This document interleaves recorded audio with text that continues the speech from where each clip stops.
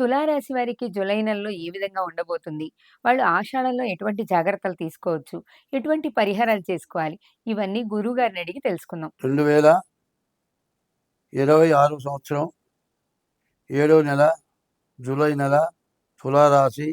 ఈ తులారాశి ఎట్లా ఉందో చూద్దాం. ఈ తులారాశికి కుజుడు, కేతువు, రవి, శని 4 గ్రహాలు బాగున్నాయి. ఎట్లా ఉంది అంటే మరి కేతు వల్ల మీరు అనుకున్న పనులు అవుతాయి.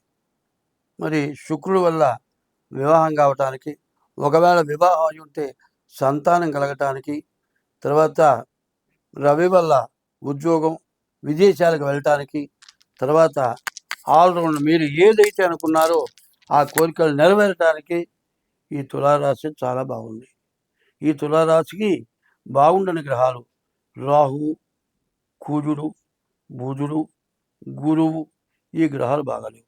ఈ గ్రహాలకి మరి పరిస్థితి ఏంటంటే ఇది గోచారం వరకే 25 వంతులు చెబుతున్నాం.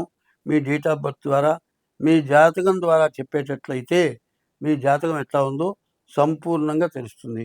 అట్లా కావాలనేట్లయితే మీ డేట్ ఆఫ్ బర్త్ ద్వారా మీ జాతకం చూపించుకోవడం చాలా మంచిది. అట్లా మీ జాతకం చూపించుకున్నట్లయితే రాహు వల్ల కానీ, మరి కుజుడు వల్ల కానీ, మరి బుధుడు వల్ల కానీ, గురువు వల్ల కానీ రకరకాలైన ఇబ్బందులు వచ్చే ఉన్నాయి.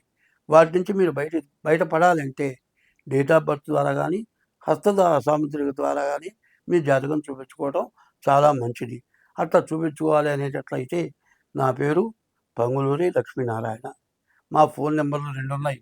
ఒక నెంబరు 6300061241.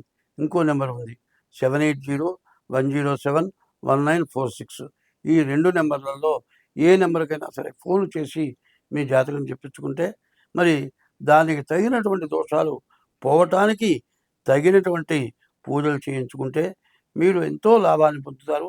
ఎంతో సుఖంగా, చాలా ఆనందంగా, బాగా సుఖంగా బతకగలుగుతారు. స్వస్తి.